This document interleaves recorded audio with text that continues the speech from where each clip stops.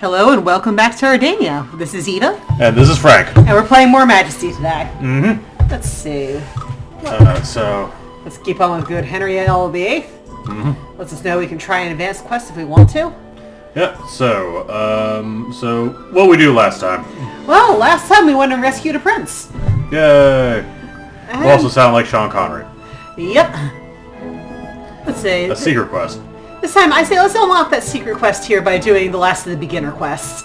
Okay, Forsaken Land. My liege, while this land holds great promise, I should point out that there is much that requires your immediate attention. Our town is still beset by the marauding monsters who lurk in this forsaken land. We will only know true prosperity when these interlopers are kept at bay. It's in your best interest to employ the services of a variety of heroes. With their skills and the blessings of the gods, we may be able to safeguard this community. And I think this is the one that... Let's see, no Wizards Guild, no... non-human races, no battles level 3, and no temples available. Which makes things difficult for the blessings of the gods, but let's see what happens. Alright. Welcome to the Forsaken Land. Explore using Explore flags. Okay. We've got a marketplace. Let's start researching Market Day and healing potions. Let's see, what does it want to tell me about marketplaces? Marketplaces attract trolls. This is a true fact. Sovereign? Yeah, actually. Marketplace now serves you better. So it's kind of like Amazon reviews. Pretty much. Oh, there you go. There's a reviewer right there. Yep. He won't be alone. So, let's get ourselves some heroes this time. Heroes. Yep. Connor McLeod of the Clan McLeod. See, also, fun thing, you can look and see all the additional details about different hero types. The trailblazing ranger of Ardania prefers simplistic living with bows and arrows and, yes, simplistic. All this fun nonsense. Let's hope this guy just doesn't die to a rat at the very first. Okay. In fact, I'm going to give you guys an inn for 2 reasons. 1, it'll generate us some gold. 2, it means that maybe you won't die as often. Inns do help with that. Yep. And there's another maid with a saw, which is still just a fascinating image. One of the many fair saw maidens. Oh. Majesty, the local blacksmith offers new services. Can I say we stick a guardhouse right on here, so that he has a better chance of making it home? Your Majesty, a new building is complete. Sovereign, your marketplace now serves you better. Oh dear. Because that dumbass is going to come and try to chase our tax man. Well, I don't think he's stupid in that tactic, let's be honest. Yeah.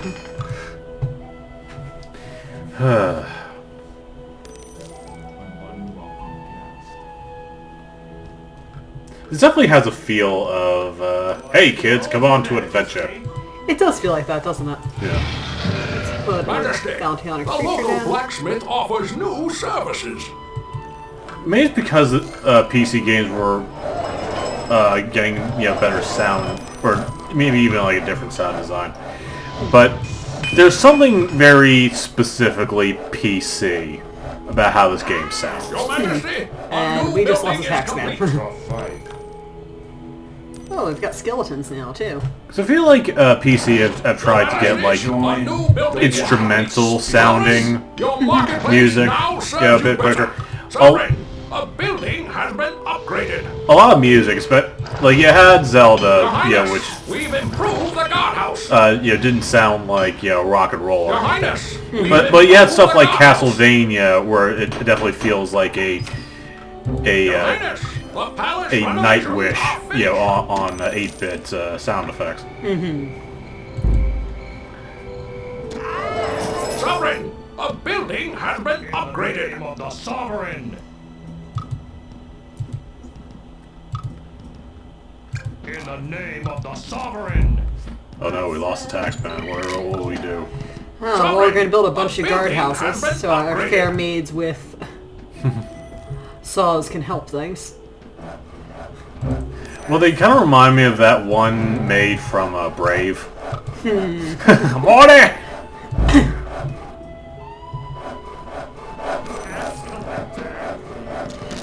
Also, I'm getting some orders because it turns out shooting arrows at a skeleton is not terribly effective. Yeah, I guess, what are you gonna do to it? Not all that much, honestly. You can actually see here, resistance is magic defense, dodge is arrow defense, and defense is, well, melee defense. Okay. Okay. Your Majesty, a new building is complete. Yeah, that's one thing I kind of appreciate from, I join the wilds. lost a lot of attacks now. Yeah, we're losing a ridiculous number of attacks. Your Highness, we've improved the guardhouse. Well, one thing I do appreciate from, D&D rules, Your Majesty, see, even in, like, turn-based RPGs, a lot of the time, in video games, you have higher armor means less damage. And that's not really how armor works. I kind of feel that D&D captures it a little bit better, where armor can outright negate, damage. Your Highness, we've improved the guardhouse. Majesty, You have armor skin, which is for reducing any landed blows. And then you have high hit points for, like, bears and stuff like that, that wouldn't wear armor, but they have enough hit points to last through. Now serves you better. In the name of the Sovereign. And it's a subtle difference that I feel a lot of RPGs really miss. Since most of them seem to consider that armor is damage reduction rather than damage prevention. And, I know everything's abstract, but I kind of wish, more RPGs would capture, those subtle differences. I mean, with Larian working on Baldur's Gate 3, I'm kind of hoping they embrace that. From what I understand, it's going to be what people like about D&D, what people liked about Original Sin, which definitely gets me excited. Okay, here's hoping. Yeah, since I didn't really care for Baldur's Gate 1 or 2, but I absolutely love the original Sin games, and I like Pillars of Eternity. And I would like to see their discipline, their philosophy be applied to the Forgotten Realms. I would be interested in seeing that as well.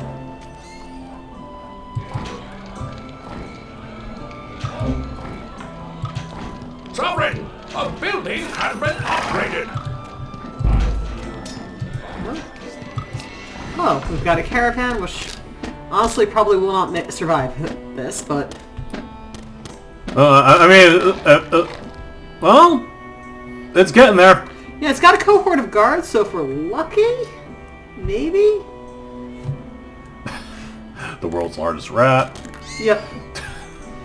Thing is, it's likely to get well ahead of its guards. Yeah. And ahead of everyone else, it looks like. Yeah. Yeah, if the skeletons are distracted enough. I do appreciate when a game is very blunt. I imagine there aren't really, like, any mid-mission cutscenes. For this, no. Pretty much all you will get is maybe some voiceovers. Oh, stupid minotaurs. And, well...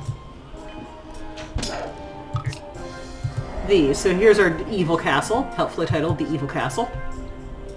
We should probably put a reward on that. My service ends. Sorry, buddy. You were up against someone way over your head. I imagine him saying that with, like, an arrow stuck in his back, and he has a piece of paper, and they just sign, my service ends, and then he just, like, collapses. I resign. I resign. I wash my hands of the whole business.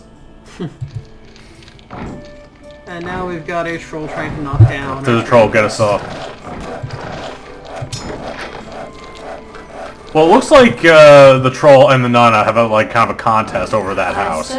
You'll see that happen. Because it was like back and forth between like two damage states. Is it on fire or is it not? Majesty, your trading post now offers healing potions.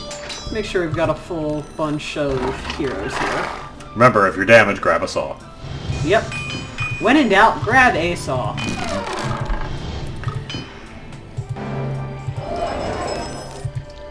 Actually, that caravan's almost made it. Or no, this is a second caravan, so I think that the first one did make it in. Actually, should we make that a topic right now? Just like bluntness of rules. Bluntness of rules? Yeah, I think so. I join the wild spirits. See, it's always, disappointment, and, this comes in a degree. Sometimes it's absolutely just negligible. But a lot of my favorite games were always ones that kind of puts its cards on the table. And lets you figure it out from there. And, doesn't make any, last-minute alterations for the sake of, the scenery. Yeah, the sake so of scenery. You'd mentioned before that one of the things you like about or that you found frustrating about Baldur's Gate 2 was that you couldn't necessarily sneak the whole time. Yeah, I'm writing a kind of a script to describe this, but I guess I might as well go over it now. But basically, there was a situation where I had a ranger sneaking around, right? And for a lot of situations, an NPC won't acknowledge you, but this NPC decided to strike up a conversation with the ranger while he was still invisible. During that conversation, another NPC, I guess a head of a group of bandits, kills that NPC and declares that the ranger, who is supposed to be invisible, I'll point out again, is next. The conversation ends, and the ranger is still invisible, and despite the fact they just threatened him, is acting like he didn't see him. That sounds thoroughly immersion breaking. Yeah, and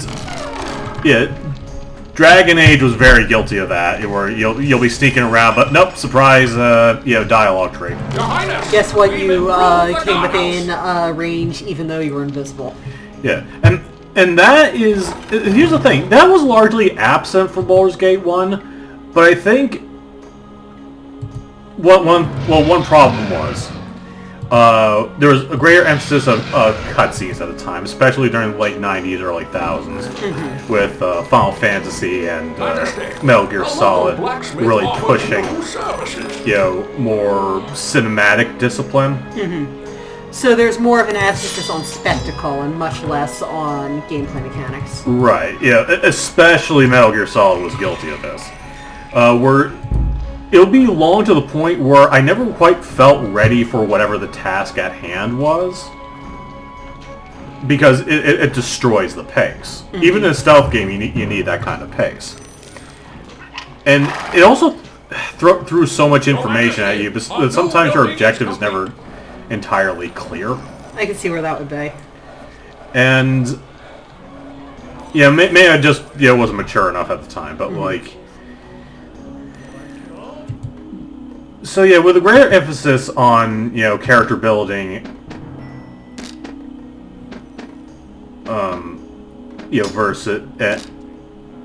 versus gameplay, you have a lot of gameplay just interrupted for the sake of cutscenes, and I would frankly argue that it's not for the sake of story. It's spectacle rather than story, because it jars you straight out of the story. Yeah. It is part of the story, like what we're witnessing here, that a bunch of rangers are taking out this cave, along with some guards. They could be chatting with each other, but, it's showing that they are cooperating with the town. There's a lot you could take from just this scene alone. It was part of the story that the ranger, walked around. And when you have a situation like him striking a conversation and then him being just invisible again, that's a plot hole. From a story perspective, it ends up making no sense. Yeah, it's a giant plot hole, and there's the evil castle. Yes. I love how that's just a thing. Yep. It is just the evil castle. And that's one of the reasons I really appreciate the Divinity Original Sin thing, because it's a series of modular parts that are. There's interconnection in some ways, but there's enough separation where most sections can be treated like their own thing. So you can basically do what you want without it, destroying the greater narrative. It ends up being a case where the narrative is acting or the mechanics are acting in service to the narrative as opposed to the narrative distracting from the mechanical story. Yeah, well, that in the story is setting the scene, setting what your motivation is. It's not getting in the way. And the details really are still up to the player. Yeah, like, here's a chapter in a story. So, in original Sin 2, you get to a point where you're trying to escape Prison Island, and one of the clergymen is basically in your way. Alright. So during that boss fight, another greater monster thing comes in the middle of nowhere that both sides have reasons to destroy. So, our heroes are faced with a dilemma. Do we want to work together, risk them backstabbing us, or do we want to give both of them room, let that monster take them both out? Always an option, too. It's a dilemma that just plays naturally with the gameplay established. We are victorious, Your Majesty! Let's see. We are victorious. Yay. Let's hear what Sean Connery has to say about this. Save the Queen. The horrific incursions have ceased, Majesty. Children may once again play in the streets and nearby meadows. Hunters and peasants may carry out their work without fear. May the bright blessings of the gods continue to shine on your wise rule. Now, I'd say that was a very quick session there. Not surprising since it's one of the beginning ones. It's good to see you again. Okay, want to do another quick one? As you're well aware, Ardania's hotlands have flourished under your steady rule. Indeed, your leadership has ushered in a new... I am not sure what was going on there. It was playing the intro for one of these games. Or one of these sections. I forget which one that was. Okay. Anyway, I kind of want to do the Elven Treachery quest because I feel like rescuing another prince. Fair enough. Majesty, it grieves me to be the bearer of such intolerable news. An elvish miscreant has just left the castle. He came to deliver the message that his disreputable brethren have taken your son hostage. Wait a kid. Apparently, they see only the size of your treasury. Hey, Henry VIII had the son! For once. Yeah. Actually, he did have one come. The young Prince Edward. He didn't survive to adulthood, but... How Hence shall young. we deal with this elvish impudence, my liege? Continue. So, we can either make 50,000 gold in 30 days, or defeat all the elves, enemies, heroes, and buildings before that time.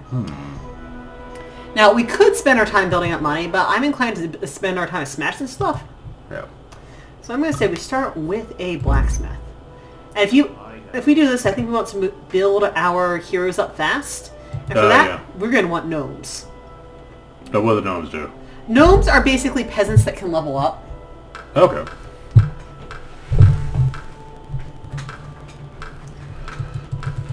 But yeah, more or less with this one, you can't have any elves. And I think you'll be interested in seeing how these ones differ from Tolkien elves. Yeah.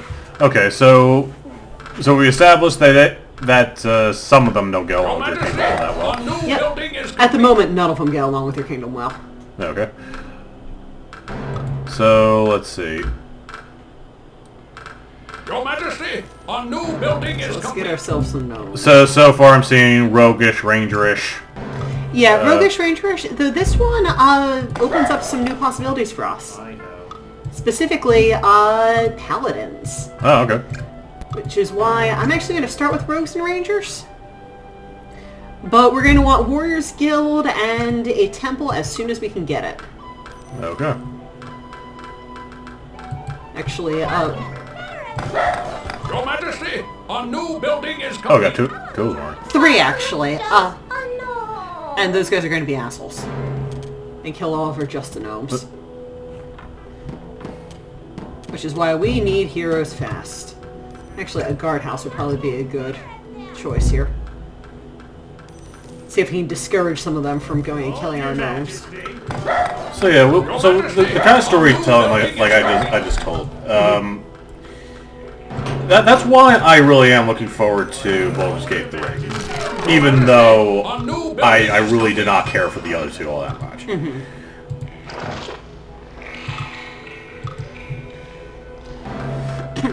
And I am hoping they bring, that kind of side to it. I'm hoping they ditch the magic and physical armor mechanic from Original Sin 2. Because that really did not work. Your Highness, we've improved the guardhouse. Like, I understood it, I was able to work around it, but it wasn't the most fun thing to navigate. And I do... See... Victory is not in the cards. It was just so close to perfection. Like... It adds so much more, depth as far as, like, customization and, systems, but then... Yeah, I don't know why they brought that system in there.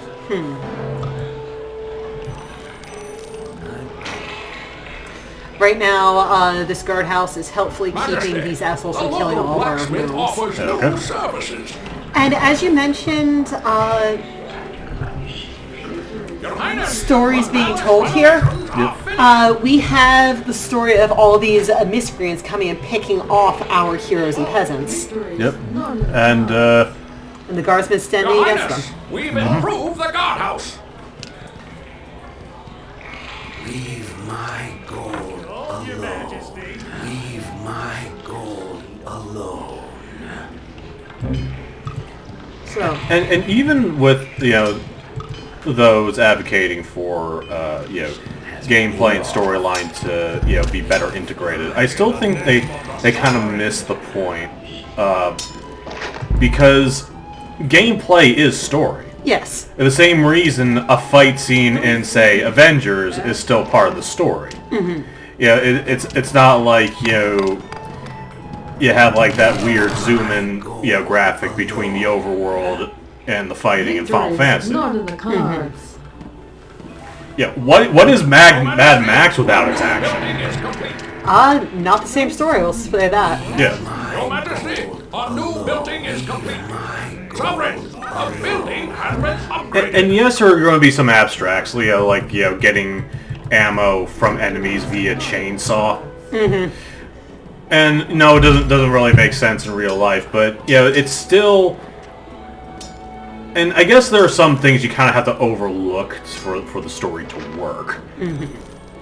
But to be honest, even some of my favorite movies have plot holes that it's not that they got rid of them entirely. They just kept me hooked well enough for me to overlook them. Like, I forget precisely the detail, but the big heist in Ocean's 11, it ultimately wouldn't have worked in the way they did it. I think it's something where the way they were either transporting the money or it was a very small thing.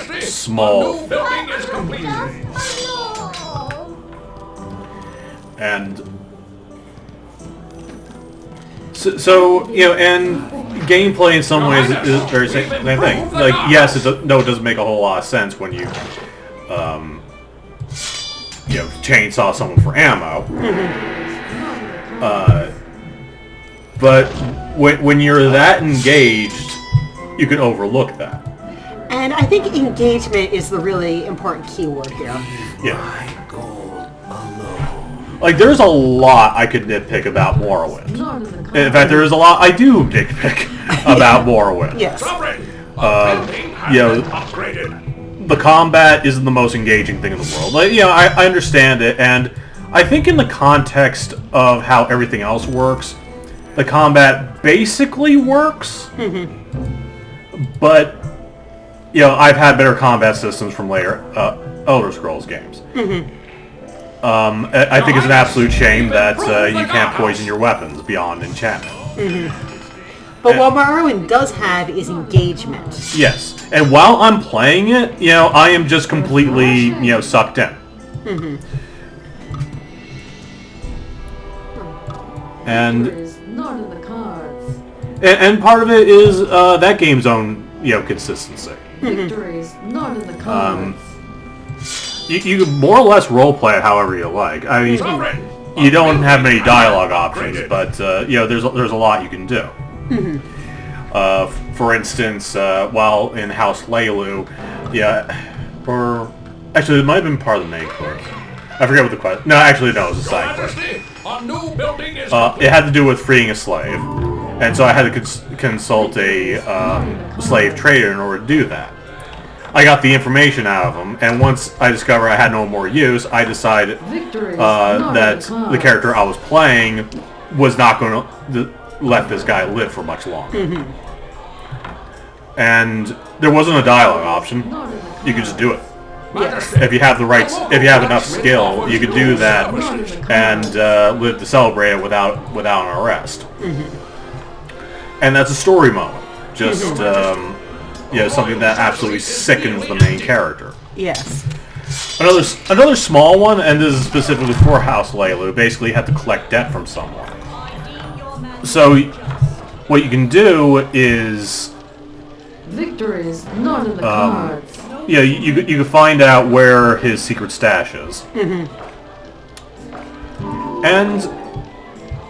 the kind of like simple brilliance of how they program this quest is basically just so long as you give the quest giver that amount of gold, he doesn't really care where it comes from. Which makes sense. He doesn't need those specific septims. He just needs to get paid. Yes. So I decided, because ultimately you should pay your debts, but I understand that this guy is kind of at the end of his rope. So I took a few coins from him, but didn't beggar him. Yeah, I didn't beggar him. I decided, all right, let's set him straight a little bit. Not in the cards. And know that setting him straight a little bit is not programmed in, but I think ultimately you just kind of have to fill in things with your head. Yeah. And that's part of engagement as well. It's you just fill in the blanks of just the Doomslayer just got more ammo here. Victory is not in the I deem cards. your mandate just. I think Kratos is a great example of how the gameplay tells his story. Because every single action, I deem your every mandate movement, just. every frame just shouts his character. Has won. Sometimes literally.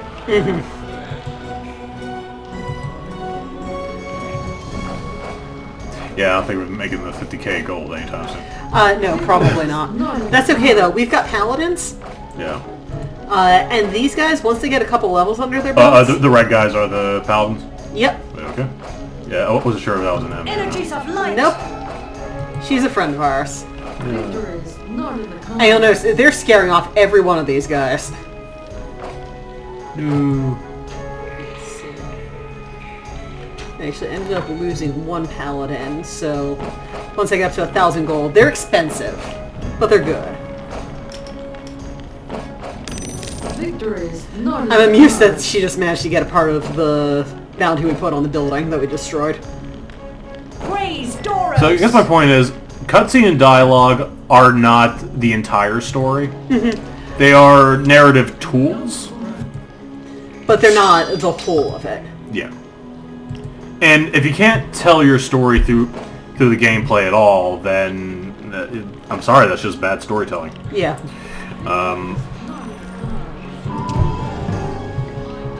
Praise Doros. Energies of light.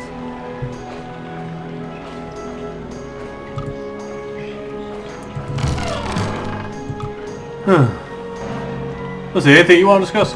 Let's see. Victory is not in the I was thinking cards. of depictions of elves before Tolkien, or Before the movie. Lord of the Rings. I mean Tolkien, obviously. Honestly, was well before this. Tolkien could be an interesting topic as well. Yeah, I'd be interested in seeing that, like depictions of snow elves in Norse style. Yeah, well, in a way, both film and literature went the same path. With video games kind of like a step ahead of its, Tolkien installments. Because, as he put it, it will be I'm going to paraphrase here. It'll be an eternal delight to me that the fairy tale is an adult genre. And he has, and Tolkien really has, through a lot of his life, had been trying to convince people, like, no, this is a genre worth taking seriously. Yes. Like, I've heard people describe, like, Robert E. Howard and the Conan film paving the way, but I think that's wrong. Since, while they did start it, they didn't really finish with that. Yeah, they kind of explored the territory, came back with great, tales, but it didn't really catch on. They didn't really pave way. They kind of like left the forest alone, in a way. They visited, but then left it behind. Yeah, with no one really like picking up the slack. Then what happens is people tell these stories, and then that and down the line. Now keep in mind, Robert E. Howard and Tolkien were adults at the same time. They were, weren't they? Yeah. Let's see. I believe. Well, come to think of it. Let's see. World War I was roughly 1916 to like 1919, right? I don't recall exactly. I believe so, though. Yeah, 1916. Energies of light. Yeah, that one. Yeah. And Tolkien was a veteran, for World War I. So at that time, actually, Robert E. Howard would have been. Actually, no, he would have been like 12 to like. Yeah, he would have been a kid. He would have been 10 to 13 at the time. And I think I did remember him years later enjoying Robert E. Howard. I'm not surprised that he enjoyed them, honestly. Yeah. And like The Hobbit didn't really change anyone's minds about fairy tales. It was a great book that a lot of children grew up with. But at that point, it was still a children's story. Yeah. In fact, wasn't he not originally going to have that set in Middle Earth? I'm not sure right off the top of my head. Yeah. And My service is my help. At some point, I need to show you actually the stories from Father Christmas that he wrote for his kids. yeah. So it's interesting, realizing like, all right, audience, think elven, dwarven fantasy. That image in your head was not what Tolkien was provided with. No, he had to create that. Yeah, basically created that, and you've had stories of trolls, you've had stories of elves and imps and all that thing, but it really wasn't the high fantasy that he would come up with years later. Not until much later. Yeah. And it is also very fascinating looking at the Weird Tales cover art for Conan. I'm trying to think thematically what was closest to Tolkien. I think we might actually end up with Lord Dunsany's stuff. Yeah. Or Dunsany, I keep hearing it pronounced, but Lord Dunsany is how I always pronounce it. I read one story of his. Basically. All right, this one's a bit of a mouthful, but I'm not entirely sure I got the name right. The whole title, "The Fortress Invanquishable, save for Saknoth." That sounds like a title that he'd come up with, to be honest. And it feels like the outline of a video game, where there's this evil castle filled with evil things. It actually kind of feels like Castlevania, come to think of it. And this boy goes on a quest to get the materials he needs to create this sword, and that sword basically guides him through the whole thing. The evil wizard at the end has like a weakness. Honestly, a lot of his ones feel decidedly dreamlike, which is appropriate considering that his short story collection was A Dreamer's Tales. Makes sense. And a lot of it follows the same logic of we're doing this because it's time to do the thing. Yeah. That you kind of end up seeing in video games to some degree. Yeah, there really wasn't a whole lot of drama for Saknov, except for just the task at hand. Yes. And in a way, Tolkien was kind of pre the more dramatic characters. I was talking to a friend about it, and Lord of the Rings is an epic poem more than a novel. I could see that, yeah. Where it's about the grand, story at large. And yeah, it is about characters, but I feel like the focus has always been, a bit higher up looking down.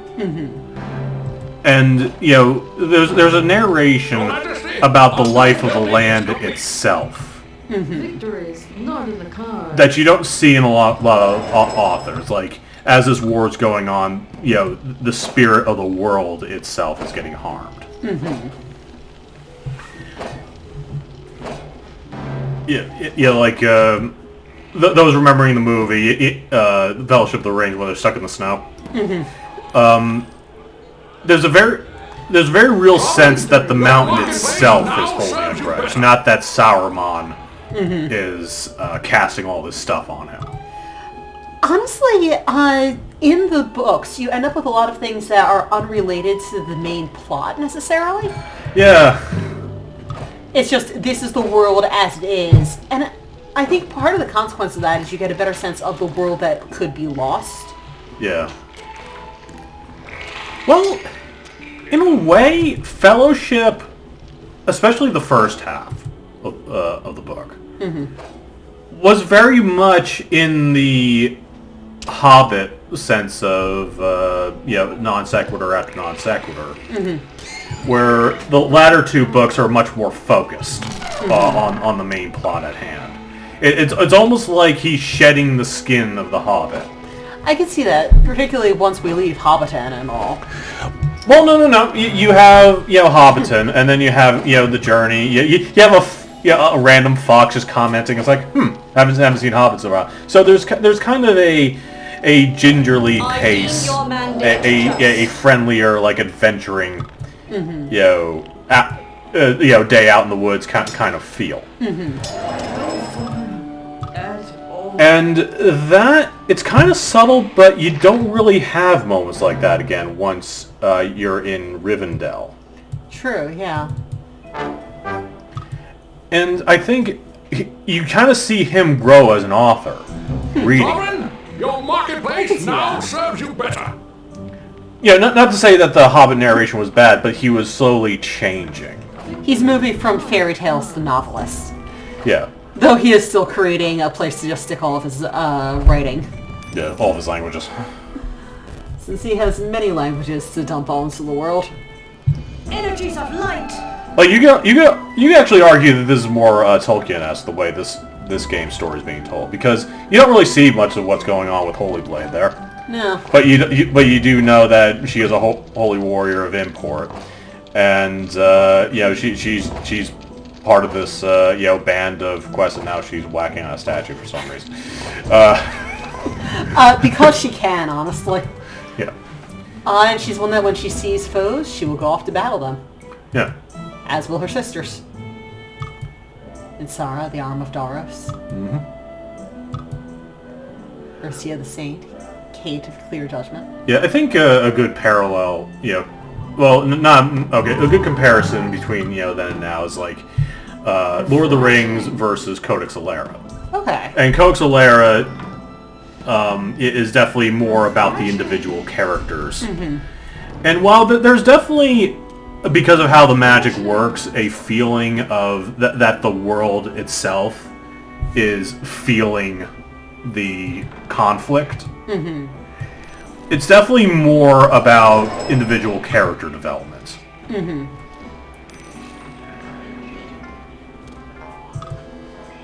I've noticed there's times when it almost feels petty because of that. A building has been upgraded. Though that is, again, a matter of taste. I feel like the older style is to... Yeah. And suddenly my gnomes get all the money that the tax collector was carrying. They've worked for it. Yeah. Honestly, they've earned it. Victory is Thank you for not putting up with ours. our elementary guards for the first few minutes of this quest. Actually, let's make sure we've got enough healers. So we're halfway through the quest, and I think we've got more than half of their stuff.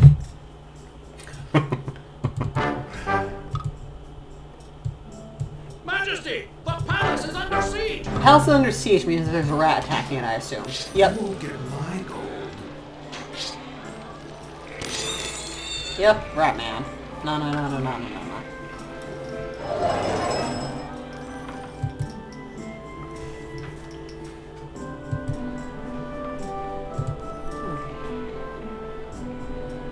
But yeah, it is interesting how there's almost like a following pattern between mediums. Yeah, the older literature who in the early 20th century, okay, mid to later mid 20th century, accepting Energies of light. fantasy as an adult genre, and then I would argue the 80s was almost like the pulp era for film. I could see that, yeah. Doros has spared you. As far as fantasy went, of you have a lot of creators with a lot of passion for it, but maybe the masses aren't entirely into it. I could see that, yeah. Like, for all its inaccuracies, there's a lot of passion in the details of Conan the Barbarian. If you're like me, one of those people who's watched it about a million times, watch it with the director and Arnold commentary. Because you might see some details that you might have missed, and it is interesting to look at. Though there's absolutely no explanation as to why that one trainee was kicked in the nuts. I don't know. They basically just laugh it off and say, I forgot about that, and move on. Well, some residual strangeness seems to be characteristic of the genre tale. Yeah. So in a way, there are a couple of non sequiturs in Conan the Barbarian, like that one mystic woman. Which is probably the weirdest part of the movie. Yeah, I can see that. I know which one you mean, so. Come to think of it, you could probably cut that out, just cut straight to him finding Subutai. Probably. But would it be the same? No. Yeah, it's kind of like Big Trouble in Little China. Like, why would you cut out a single frame of that? There's no reason to. Yeah, it's just... My services matter not. You don't need your pinky toe, but do you really want to cut it off? That's one way to put it.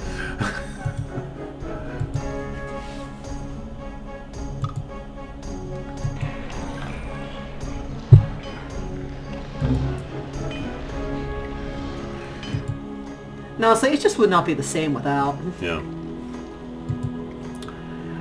And, well, video games, as far as, this kind of fantasy, have taken an interesting spin. It's kind of like literature was a big thing for millennia.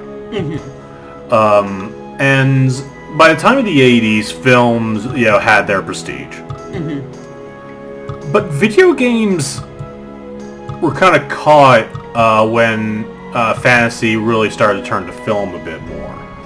And without the corporate oversight, I'm not blaming corporations for everything, but let's be honest, there is a mandate that they feel they need to go on. But my point is, there isn't strict oversight. There's really no charts to look at. In fact, market research didn't really happen until the 90s.